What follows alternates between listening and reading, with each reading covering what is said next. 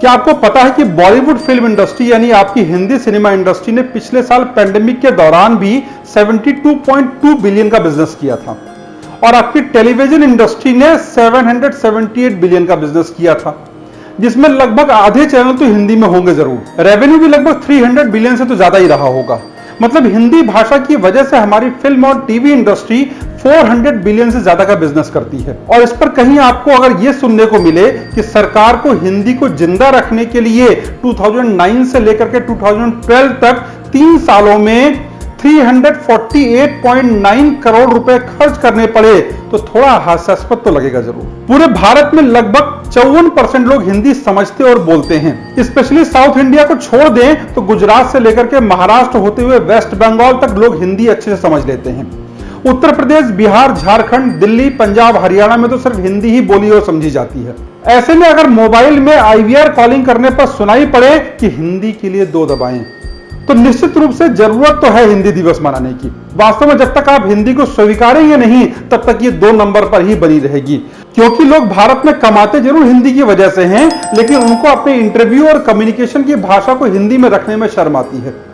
पूरा बॉलीवुड हिंदी भाषा की वजह से कमाता है, लेकिन 80% से ज्यादा आर्टिस्ट, डायरेक्टर या प्रोड्यूसर हिंदी में कम्युनिकेट नहीं करते हैं। हालांकि मैं कुमार विश्वास जी और मेरे मित्र मनोज मुंतशिर का शुक्रगुजार भी हूं, जिन्होंने हिंदी को आम जनमानस तक पहुंचाने में कोई कोर कसर बाकी नहीं रखी है। दोस्तों, क्रिकेट भारत का सबसे लोकप्रिय गेम है, लेकिन शायद ही कोई क्रिकेटर मैच जीतने पर अपनी बात को हिंदी में रखता हो।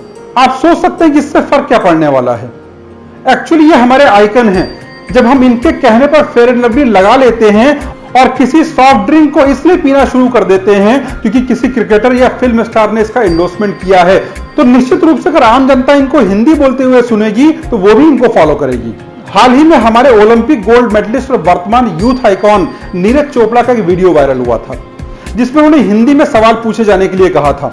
लोगों ने जमकर तारीफ की थी। मतलब साफ है कि हिंदी भाषी लोगों में कहीं ना कहीं हिंदी को लेकर के लगाव जरूर है, लेकिन हमारे देश में स्पेशली उत्तर भारत में भाषा को क्लास और स्टेटस से जोड़ करके देखा जाता है।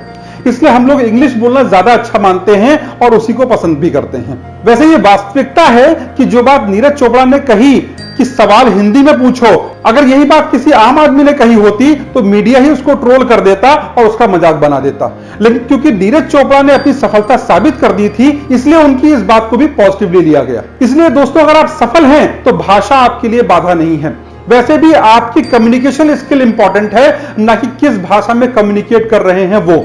तो अगर आप हिंदी में अपनी बात को अच्छे से समझा सकते हैं तो इसको अपनी ताकत बनाइए। अब शशि थरूर साहब अंग्रेजी के बड़े ज्ञानी हैं, लेकिन कभी कभी जिस लेवल की इंग्लिश वो लिखते हैं वो 54% भारतीयों के समझ से बिल्कुल बाहर होती है। बस उस पर मीम कई दिन तक चलते रहते हैं, तो ऐसे कम्युनिकेशन का क्या फायदा जो लोगों तक पहुंचे ही नहीं। वास्तव में हिंदी को दूसरे नंबर पर ढकेलने के पीछे हमारे देश के 3 लाख प्राइवेट स्कूलों का भी बड़ा हाथ है, जिन्होंने शायद ही कभी हिंदी बोलने वाले प्रिंसिपल के अपॉइंटमेंट करने को वरीयता दी हो। अब यह मत कहिएगा कि इससे कोई फर्क नहीं पड़ता है, क्योंकि बच्चा अपने स्कूल के टीचर और प्रिंसिपल को देख करके ही बड़ा होता है और काफी हद तक उनके जैसा बनना चाहता है। तो ऐसे में उसको जो प्रिंसिपल या टीचर स्कूल के लाइमलाइट में दिखता है या एक्टिव रहता है, वो अमूमन इंग्लिश बोलने वाला ही होता है। तो आप क्या उम्मीद करते हैं उस बच्चे से कि वो स्कूल में एक दिन हिंदी दिवस मनाने से हिंदी प्रेमी हो जाएगा? इसके लिए पूरे साल भर प्रयास करने की जरूरत है और हिंदी बोलने वालों को वैल्यू देने की जरूरत है। उनको नौकरी में वरीयता देने की जरूरत है। हिंदी अपने आप ही हिंदी के लिए एक दबाए पर आ जाएगी। ऐसे स्कूल जो हिंदी के सब्जेक्ट टीचर को प्रिंसिपल अपॉइंट करते हैं या करना चाह रहे हैं, वो कमेंट बॉक्स में स्कूल का नाम जरूर लिखें, या और स्कूलों को भी प्रेरित करेगा। वैसे इंग्लिश बोलने को लेकर के स्टेटस किस बात का? वो तो क्योंकि अंग्रेजों ने हम पर राज किया, इसलिए इंग्लिश हमारी स्टेटस सिंबल वाली भाषा हो गई। अगर मुगल बने रहते तो उर्दू डायल 1 पर होती। आज भी हमारे देश में बहुत से शब्द जो न्यायिक व सरकारी कार्यों में इस्तेमाल होते हैं वो उर्दू में हैं। यहां तक कि बहुत से जमीनों के नक्शे आज भी उर्दू में हैं। मतलब अगर अंग्रेजी ना होती तब भी हिंदी को भारत में पहली भाषा के रूप में पहचान मिलना संशय में था। वैसे मेरे इस वीडियो पर बहुत से लोग कमेंट करेंगे कि जब वीडियो में हिंदी प्रेम दर्शाया गया था तो अंग्रेजी या उर्दू के शब्द क्यों इस्तेमाल किए गए। तो मैं यहां पर आपको बता दूं कि मैं वीडियो के जरिए आप तक अपनी बात को सरल और आम बोलचाल की भाषा में पहुंचाना चाहता हूं। हिंदी के शब्द जाल में फंसा करके मैं वीडियो को क्लिष्ट नहीं करना चाहता। वैसे शायद कभी आपने ध्यान दिया हो कि हर वर्ष ऑक्सफोर्ड डिक्शनरी ये घोषित करती है कि इस वर्ष हमने अपने इंग्लिश के शब्दकोश में कितने नए शब्द जोड़े हैं। वास्तव में ये सारे शब्द इंग्लिश भाषा के नहीं होते हैं, विश्व में बोली जाने वाले अन्य भाषाओं से भी लिए जाते हैं। वैसे ही हिंदी की बात करते हुए भी हमें अन्य भाषाओं से आने वाले शब्दों को भी जगह देनी होगी। जितना बड़ा हिंदी का शब्दकोश होगा, हिंदी उतने लोगों तक पहुंचेगी। अगर आप हिंदी भाषी हैं और वीडियो आपको पसंद आई है तो और लोगों तक भी पहुंचाइएगा। मुझे गर्व है कि मैं हिंदी लिख, बोल और पढ़ लेता हूं, आपको भी होना चाहिए।